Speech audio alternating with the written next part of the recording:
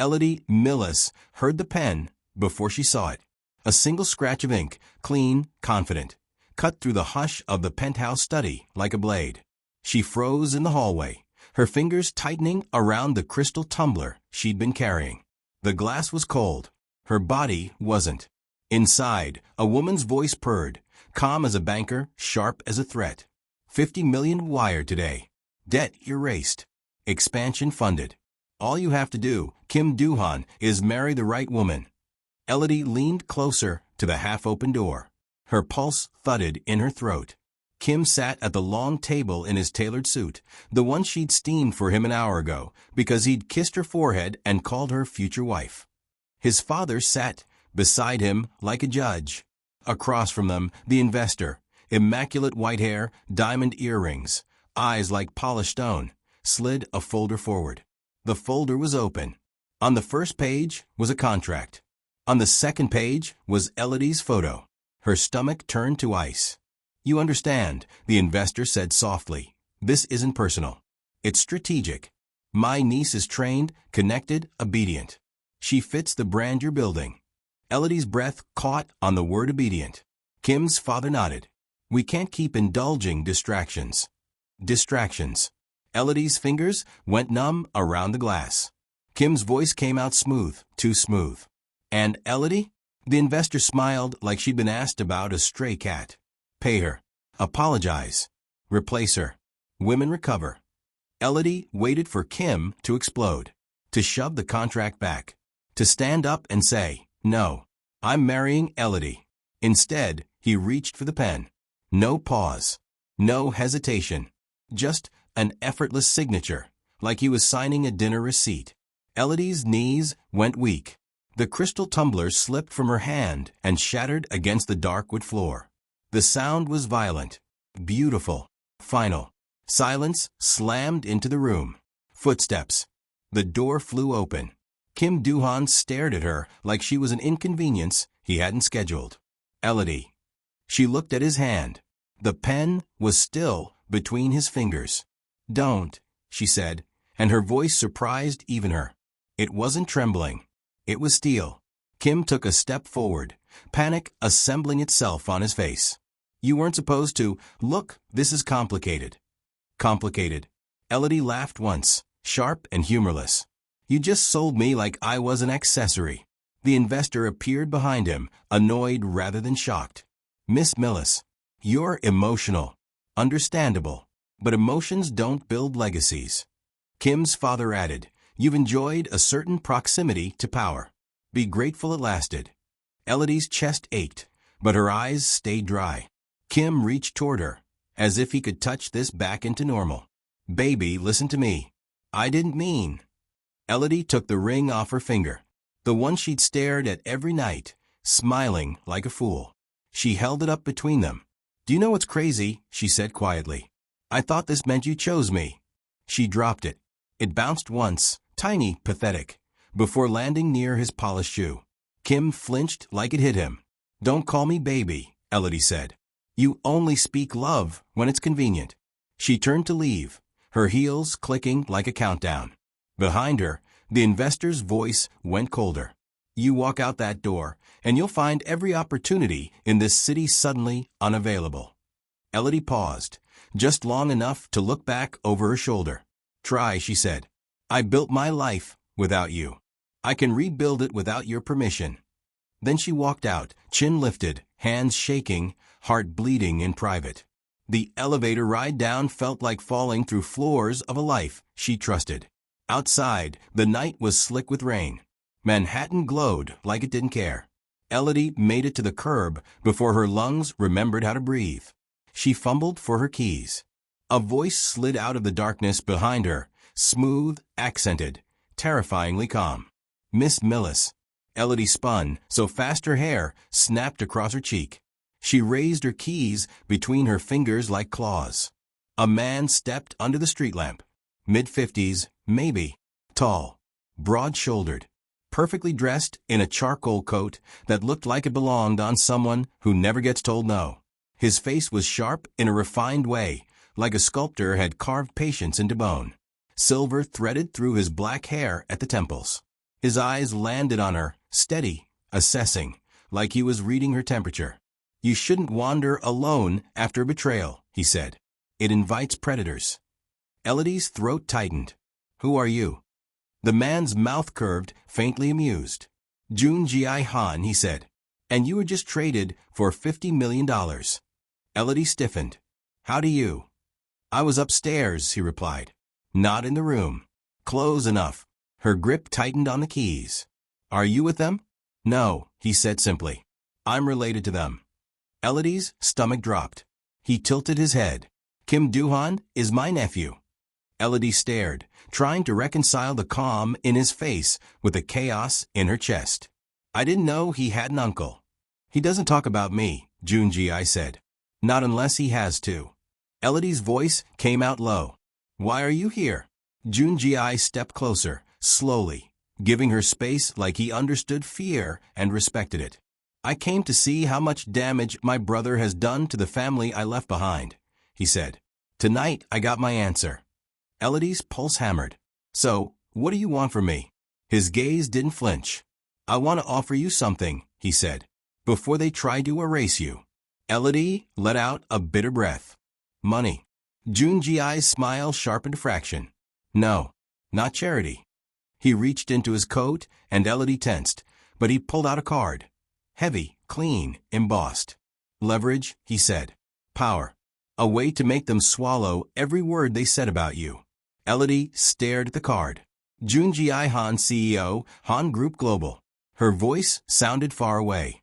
Why me? Joon-gi's eyes flickered over her face like he'd memorized it already. Because you didn't beg, he said. You didn't collapse. You walked away while you were still bleeding. That's not common. Elodi swallowed. You don't know me. I know enough, he replied. And I know my nephew is about to realize the investor he chose comes with a leash. Elodi's laugh was hollow. Good. Joon-gi nodded once, like he'd expected that reaction. Sit, he said, gesturing to a bench beneath the awning of a closed cafe. 5 minutes.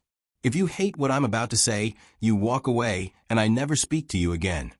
Elodi should have left. Should have called her best friend and cried in the back of an Uber like a normal person. But the word leverage wrapped around her anger like gasoline. She sat. Joon-gi remained standing, hands clasped behind his back like a man trained to never look nervous. Before I tell you what I'm offering, he said, hit like on this video. Because what Elodi does next will make you scream. And if you're new here, subscribe and turn on notifications.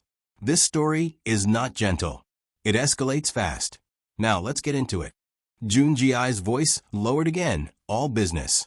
My brother and I have history, he said. Ugly history. He built his place in this city by cutting me out. Elodi's brows pulled together. So this is family drama. This is war, Joon-gi corrected smoothly. And you, Miss Milles, just became the most valuable piece on the board. Elodi stared. I'm not anyone's piece. Joon-gi's eyes warmed with something like respect. Good. Then be my partner. Elodi's stomach flipped. Partner how? He took a breath, measured, deliberate. Marry me, he said. The rain seemed to pause. Elodi blinked. That's insane. Is it? Joon-gi asked calmly. Your fiancé just proved love is negotiable. Marriage is a contract. You've already been treated like a clause. I'm offering you a contract where you write the terms. Elodi's mouth went dry. Why would I marry a stranger? Joon-gi's gaze didn't move.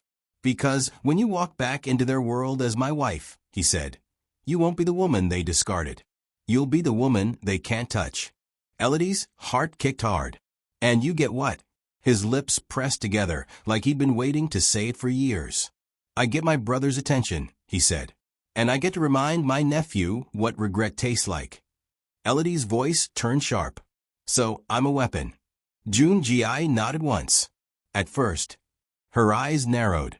And after? Joon-gi's expression shifted, just a flicker, like something real moved beneath the polished surface. After, he said, we see if this can become more than strategy. Elodi stared at him. You're older. I'm not here to pretend we're the same age, he replied. I'm here to promise you safety, choices, and honesty. Elodi let out a breath, shaky but controlled. What's the catch? Joon-gi Han's tone stayed even. The catch is my life is complicated, he said. My money is clean. My reputation is not. Elodi's eyes hardened. Spell it out. Joon-gi Han held her gaze. I run an empire, he said. Some parts of it are boardrooms and hotels. Some parts of it are men who don't lose. Elodi's blood went cold. I'm what people whisper about, he finished. And if you say yes, you will never be forced into the shadows. But you will be protected by them. Elodi's skin prickled. This wasn't romance. This was a door opening onto a world with teeth. Joon-gi Han extended the card again. Take 3 days, he said. Research me. Ask questions. If you decide I'm too dangerous, you walk away. Elodi's throat tightened. And if I say yes? Joon-gi Han's voice turned quieter, almost intimate. Then we move fast, he said. Because men like Kim Do-han don't like losing. And when they realize you can't be controlled anymore, they get desperate. Elodi's phone buzzed. Kim Do-han calling. Her stomach churned. She declined the call, without blinking. Joon-gi Han watched, approval flickering in his eyes. Good, he murmured. Elodi swallowed. I'll do my research. Joon-gi Han nodded. I'll be waiting. He stepped back into the rain like it welcomed him.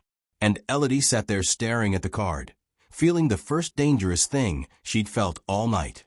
Power. 3 days later, Elodi knew 2 things. 1. Kim Do-han had been lying longer than she realized. The investor deal wasn't sudden. It had been planned. 2. Joon-gi Han was real. Very real. There were articles about his global businesses, photos of him shaking hands with men who looked like governments, rumors that clung to his name like smoke. Nobody accused him directly. Nobody dared. The 4th day, Kim showed up outside her office like a ghost with expensive cologne. Elodi, he pleaded, blocking her path. We need to talk. I made a mistake. Elodi stared at him, feeling nothing but clarity. You didn't make a mistake, she said. You made a choice. Kim's eyes were bloodshot. I was pressured. My family. You mean your price tag? Elodi cut in. Tell me, did the $50 million feel warm in your hand? Kim flinched. I love you. Elodi laughed softly. You don't even like me when I'm inconvenient. He grabbed her wrist. Don't do this. Don't throw us away. Elodi yanked free, eyes blazing. You threw me away, she said. I'm just refusing to crawl back. Kim's mouth twisted. Is this about revenge? Are you trying to humiliate me? Elodi leaned in, voice low. I'm not trying, she said. I'm about to succeed. That night, she called Joon-gi Han. He answered immediately, like he'd been holding the phone. Elodi, he said, her name sounding like a promise. She swallowed. I'll do it. But I have conditions. Name them, he replied. My career stays mine, Elodi said. I don't touch illegal money. I don't become someone's puppet. And if you ever lie to me the way Kim did. Joon-gi Han's voice went colder. There won't be a lie. Only truth. Elodi's heartbeat thudded. Then we have a deal. Tomorrow, Joon-gi Han said. Noon. Courthouse. Elodi exhaled, trembling. Okay, she whispered. Tomorrow. The courthouse wedding wasn't a fairy tale. It was sharper than that. Elodi wore a sleek cream dress, simple, expensive, designed for a woman who didn't need lace to feel powerful. Joon-gi Han wore a dark suit that made him look like a verdict. When he saw her, something flickered across his face, soft, brief, real. You look unrepeatable, he murmured. Elodi's throat tightened. You look like trouble. Joon-gi Han's mouth curved. You married it. They signed papers. The judge spoke words that didn't feel big enough. You may kiss the bride. Joon-gi Han looked at Elodi, question in his eyes. Elodi answered by stepping into him and kissing him like she'd made a decision with her whole body. Warm, controlled, electric. When they broke apart, Joon-gi Han's gaze darkened. Understood, he murmured. Elodi's pulse jumped. Outside, cameras flashed. Not a crowd, just enough attention to start a fire. That night, the fire reached Kim Do-han. Because Joon-gi Han didn't announce it with a speech. He announced it with a photo. Elodi and Joon-gi Han stepping into a charity gala, her hand in his, a ring catching the light like a threat.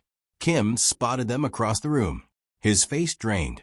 Elodi watched the exact moment he realized she wasn't available to hurt anymore.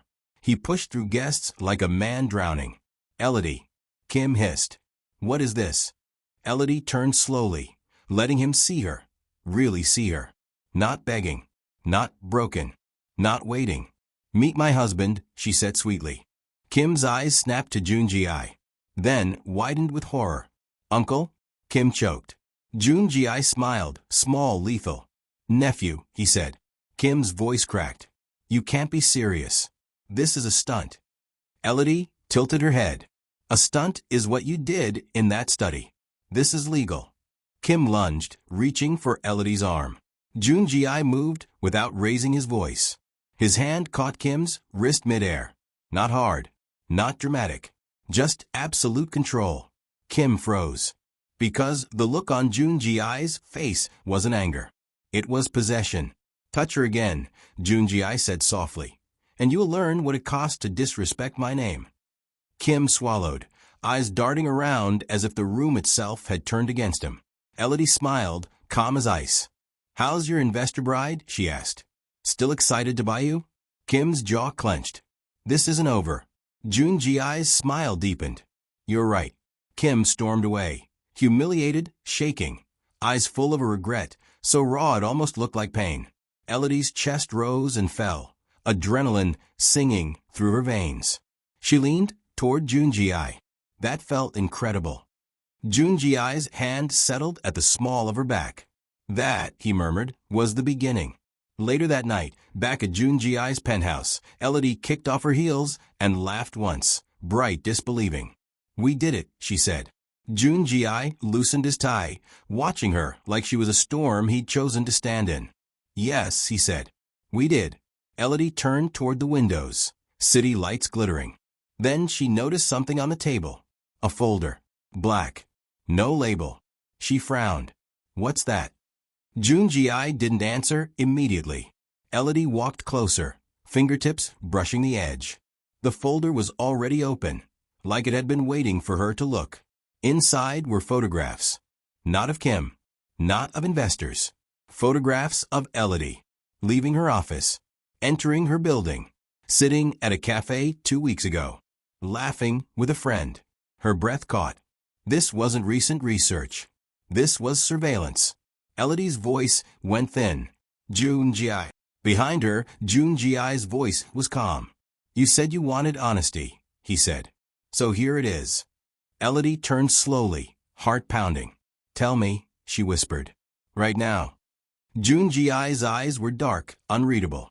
"I didn't meet you by chance," he said quietly.